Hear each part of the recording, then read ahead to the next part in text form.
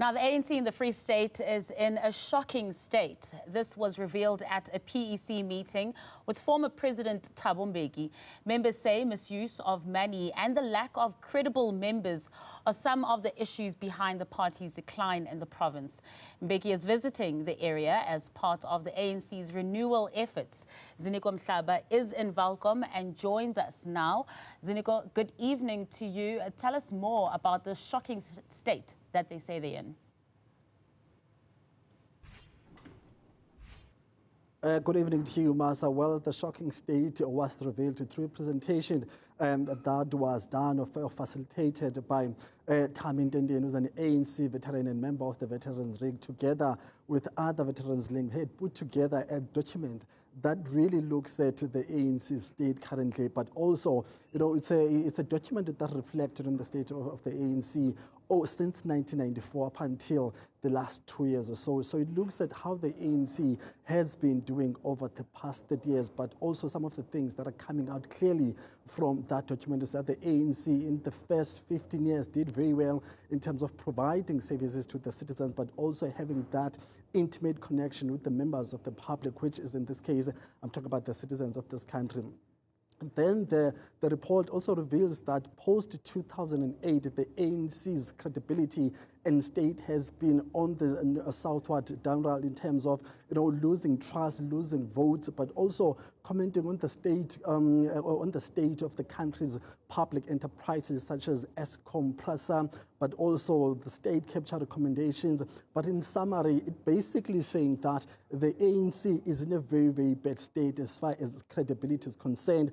And of course, the founders of that document or the authors of that document are saying that all those problems are caused by the ANC itself. Well, when zooming into this province of the Free State, the ANC, or actually the former president of the ANC, saying that, well, as far as these problems I just outlined, which are affecting the ANC nationally, might actually be the case even here in this Free State province, which is one of the largest parties or provinces when it comes to the membership of the ANC. It's also a province that has very serious influence when it comes to the party's politics, whether they're going to conference or election of political leaders that are meant or that are going to be leading the party. But to really get the context of the state of the ANC here in the province, I'm joined by the person who's leading the party here, Mxolisi Dukwana, who's the chairperson of the ANC in the province. Let me bring him in. But Dukwana, thank you very much, sir, for your time. From the reflections that I just tried to summarize, looking at the context of the province that you lead, what is the current state? How would you describe the state of this province, especially when it comes to the party politics, but secondly, the credibility of the members that you lead in this province? How would you describe them?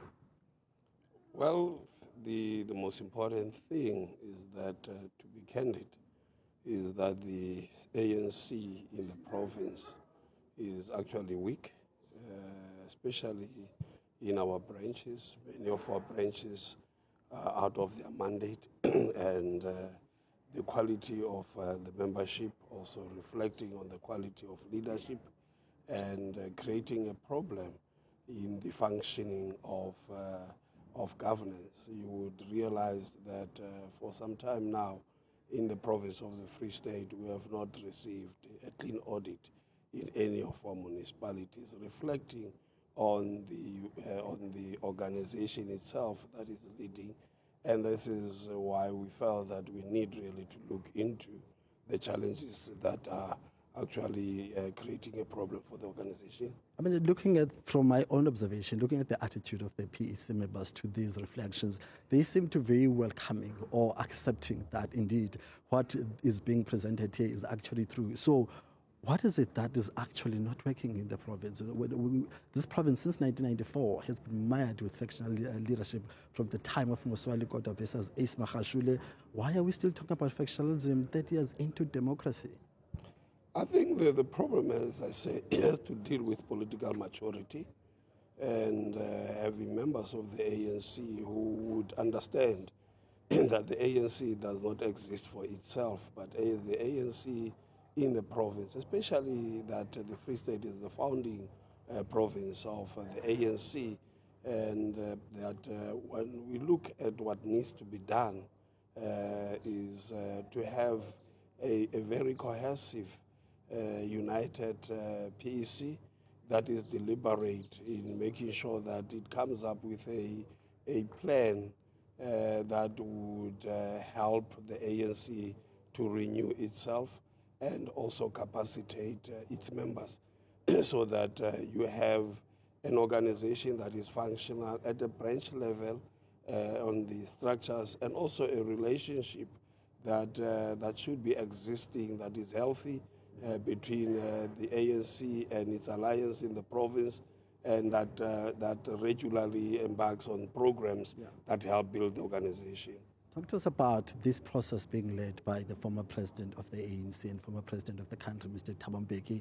Can you give us a rationale behind the idea and also his involvement? Is it also reflecting the fact that the party structures here can't fix this province themselves? Hence, you need a senior such as Thabo Mbeki to come in and assist.